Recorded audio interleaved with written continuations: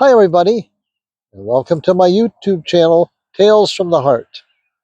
As always, I appreciate it if you have a view, subscribe, give a comment, and share what this is about.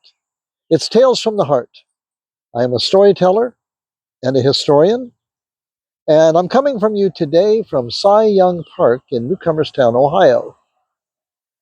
Cy Young Park. We celebrate Cy Young here in Newcomerstown because he's the hometown boy, the greatest baseball pitcher, record holder in many events, 511 wins. So today I would like to share with you his story. So allow me to begin. Cy Young Day, June 11th, 1947, yesterday. It was held at Cleveland Municipal Stadium, and it was all done to honor me. Oh, so today I thought I would get out the old uniform, see if it fit, come down to the ball diamond and just kind of stand here a little bit and kind of think about my life a little bit. So, yep, Cy Young Day. It all came about as a result of my 80th birthday, which was back in March. And the village of Newcomerstown had a grand celebration for me. There were parades and banquets and speeches, and they even gave me a brand new car, a 1946 cream-colored Kaiser. Well, one of the highlights of the evening was an appearance by Mr. Bill Veeck. As many of you know, Mr. Veeck owns the Cleveland Indians. And in the course of the evening, he said, I had such a good time here in Newcomerstown. He says, I want to give something back to the town. So he says, I want to have a Cy Young Day up at Municipal Stadium in Cleveland. And we'll let Cy pick the day. And then I am going to give the town of Newcomerstown 5,000 free tickets to come up and watch the ball game and to honor Cy Young. Well, let me tell you, everybody was pretty excited about that. Well, it was real easy for me to pick the day when I looked at the schedule. When Cleveland Indians played the Boston Red Sox, my two teams. And so that's what it was yesterday, June 11th. Oh, it was a grand adventure, I'll tell you. Mr. Veeck did indeed keep his word. Once the date was set, he sent 5,000 tickets to come watch the game. Of course, everybody in Newcomerstown wanted to go, and they even shut down the big factories here in town, Heller's and Clow's. They shut them down for the day so people could go watch me be honored there at the ball game. Well, even though, of course, all the policemen and the firemen wanted to go too, but you can't leave a town exactly unprotected. So they had to have a lottery for that, and some guys had to stay and watch the town, of course. Now, how are we going to get all those people up there?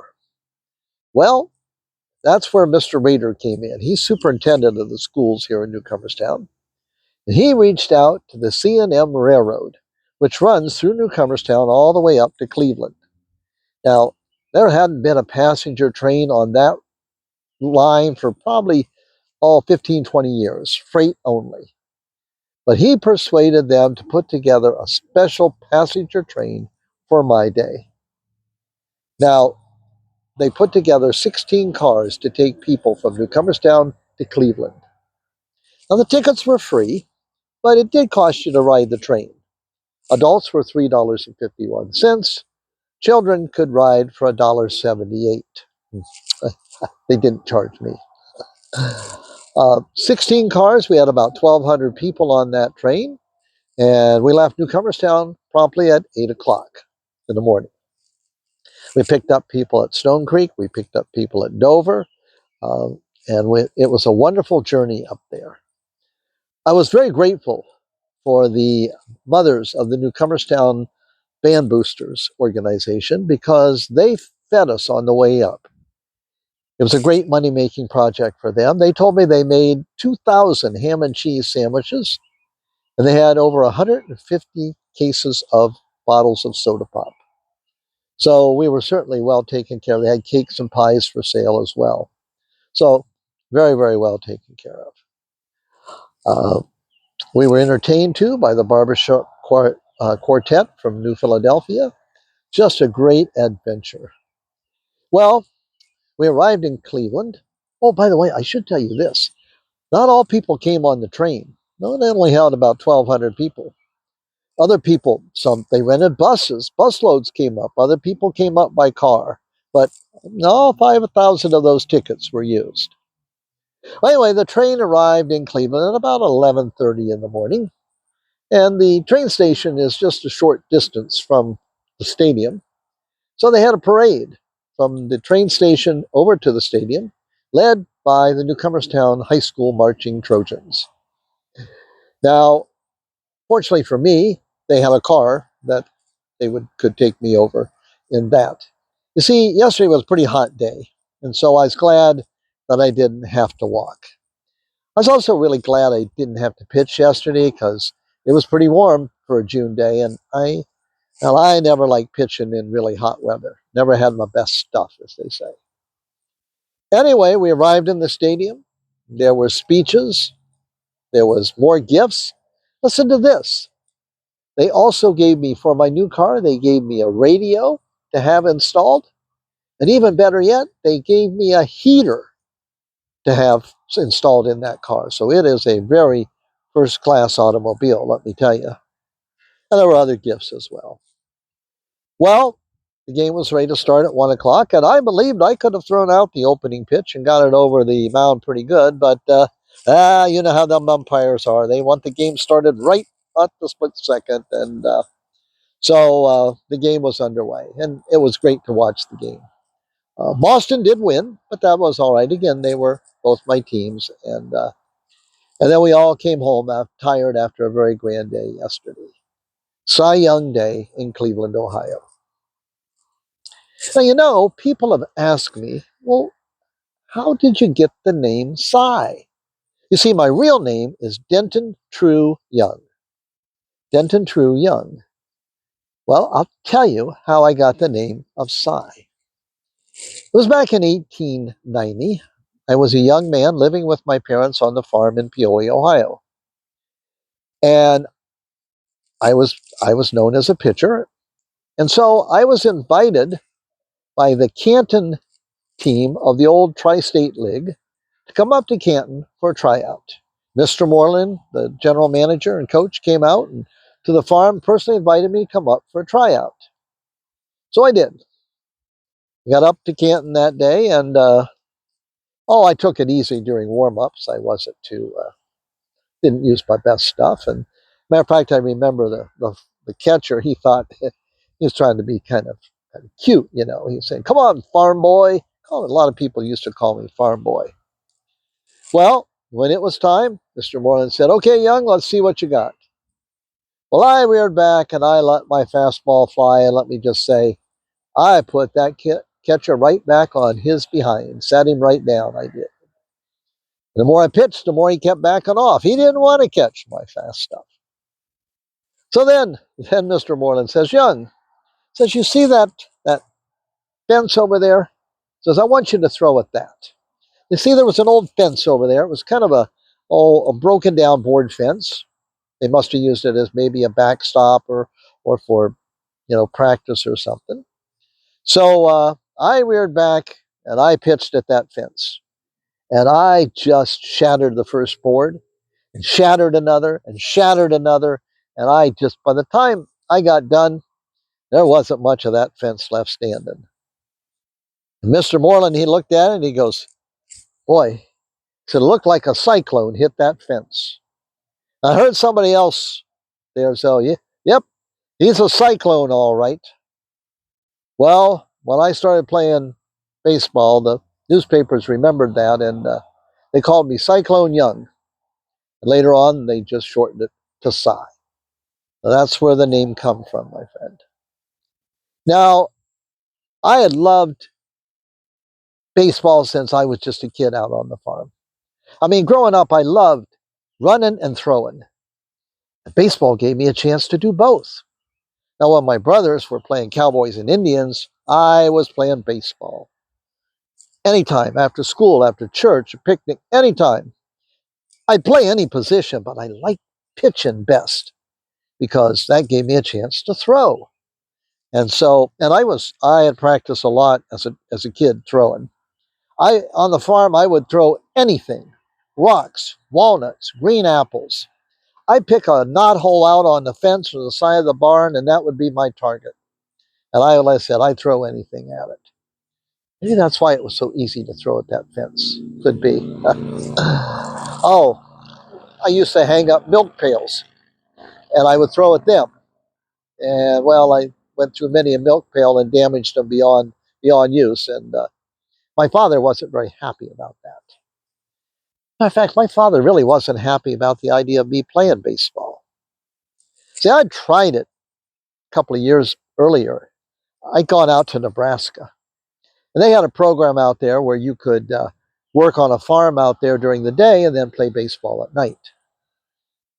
And it was all right, but there was two things I didn't like. Nothing against Nebraska, but number one, it's flat as can be. And I missed the hills here of Tuscarawas County, Ohio.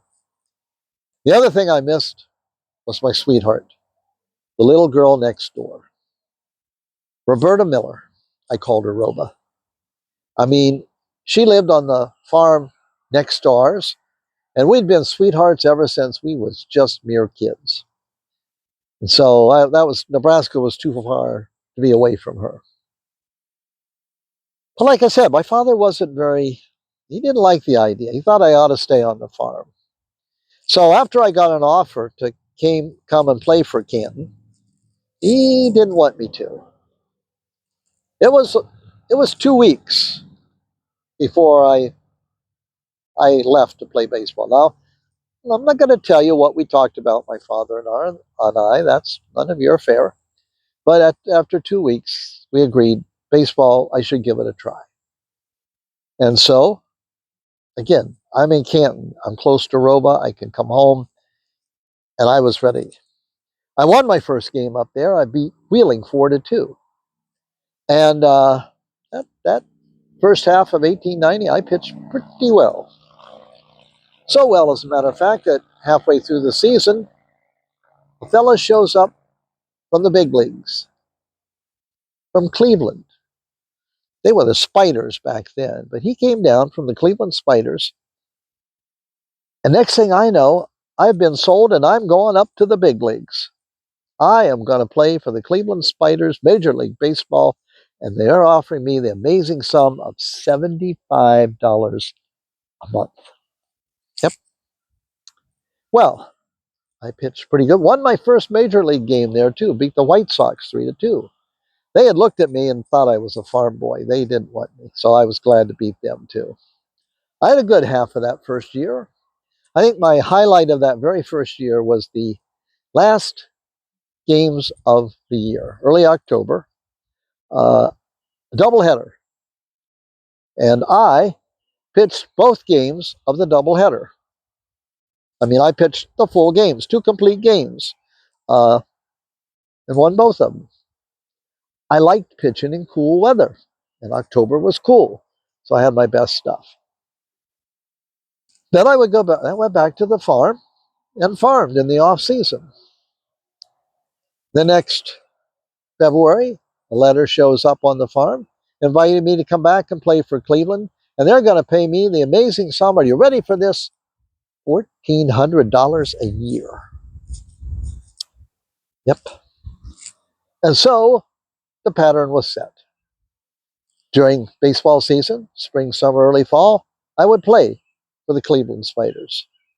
And then I would come home and work on the farm during the winter. The next spring, a letter would show up inviting me to come back. That's the way it was. There was no long-term contracts. It was just year to year. If you had your stuff and did what they liked what they saw, they invited you back. They liked what they saw. So that would go on for the next 8 years. Oh, I did something else pretty special in there. November 8th, 1892. I married Roba from next door, married my childhood sweetheart. And then we bought her family's farm. So we lived on that farm next to my parents. So, like I said, and I had good years. Those were good years. 1897, I had my first no hitter, beat Cincinnati. You always remember your first no hitters, let me tell you. But then came the year 1899, and things changed. You see, Frank Robertson owned the Cleveland team, and that year he also bought the St. Louis Cardinals. Now, the Cardinals were one of the worst baseball teams you've ever seen in your life at that time. They weren't winning, and nobody was coming to see them. So, Mr. Robeson, what he did is he transferred about 10 of his best players from Cleveland to St. Louis. And I was one of them. Well, that made the people of St. Louis very, very happy, and they would come to see us. Oh, but you should have heard those Cleveland fans howl. And I don't blame them. I didn't want to go. I don't. St. Louis it's a nice enough town, but it's much warmer. I didn't want to play with a struggling team. But I'm a baseball player. Do what I'm told. I go where I go. And so I would play a couple of years for the St. Louis Cardinals. I remember the first game, the first time we pitched Cleveland, my former team. Oh, it wasn't much of a game at all. I mean, the best players were with me. Anybody that was left, I knew how to pitch to them because I pitched to them in practice, and the rookies weren't no problem. I think we won that game 10-0, I think. And so, again, I pitched for St. Louis for a couple of years. Then the baseball gods smiled again. In spring, 1901, and I get a letter in the mail. Not the contract from Cleveland, that hadn't come yet, but a letter inviting me to come to play for a new team in the American League, the Boston Americans. We would become the Red Sox later on, but to begin with, we were the Americans. They were offering me the fantastic sum of $3,500 a year to pitch for them. Well, let me tell you, that made me think. It did. I mean, I liked Cleveland. They'd been very good to me, and St. Louis was okay. But $3,500 a year? And plus, it's in Boston. Boston weather is generally on the cool side. Did I mention I like to pitch in cool weather? Maybe I did. Well, I weighed my options, and in the end, I went to Boston. And I became a Boston American. Now, the first couple of years, I pitched very well, but the first couple of years, as we got off the ground, the team struggled here and there. But by 1903, we're playing really good baseball. Matter of fact, so good that year, 1903, we won the American League pennant. We were the champions of the league. But that year, it came with a special bonus. That year, the winner of the American League was scheduled to play the winner of the National League in a postseason tournament. What would be the first modern World Series? Team we were going to play, the Pittsburgh Pirates. So, first game was scheduled in Boston, and I am scheduled to make the first pitch. So, yes, Cy Young, I made the very first pitch of the modern World Series. Quite an honor. Yes, quite an honor. It's about all I did right that day. Oh, I was terrible. One of my worst games ever. I think I gave up 12 hits and we lost badly. Matter of fact, we were soon down 3-1. This series was a little different because it was the first team to win 5 games out of a 9-game series. So 5 out of 9 games, first team to win 5. So we're down 3-1. So we're down. But game 5 was in Pittsburgh, and I pitched again, and I helped my cause that time. I hit a triple and a single, and we won. We won the next game. So now the series is tied 3-3. And that would bring us to game 7. Something that was, well, a very, very interesting saga in my life. One I don't necessarily talk about very much, but I want to share it with you. So it's early October. It's game 7. Before games, I like to go out to the outfield. I like to walk around just by myself. Just kind of collect my thoughts, get my head on right. Just walk around left, right, and center field. Just getting ready. Well, I'm out there doing that for game 7, and these 2 gentlemen come up. Now, at first, I think they're fans. They're dressed kind of fancy for fans. They've got on suits and ties, but okay. Well, they start talking a little bit, and we make some small talk. And then one of them, he says to me, he says, Mr. Young, he says, I've got a proposition for you. He says, proposition? And he whispers, he says, well, more like a suggestion. He says, you see, my friend and I, we represent a group of operators. That's what he called them, operators. And they've got a lot of money bet today on Pittsburgh to win. So if you was to just ease up a little bit today, there'd be $20,000 in it for you. They were offering me a bribe to throw the game. I mean, $20,000, that's like 5 years' salary. I mean, that's enough to make your head spin. But I didn't bat an eye. I leaned over to that gentleman, and in another whisper, I said, well, I've got a suggestion for you. If you value your money, you better bet on me, because I'm going to win this game. I turned around and I walked away. You know what? Exactly what I did. We won game 7, 7-3.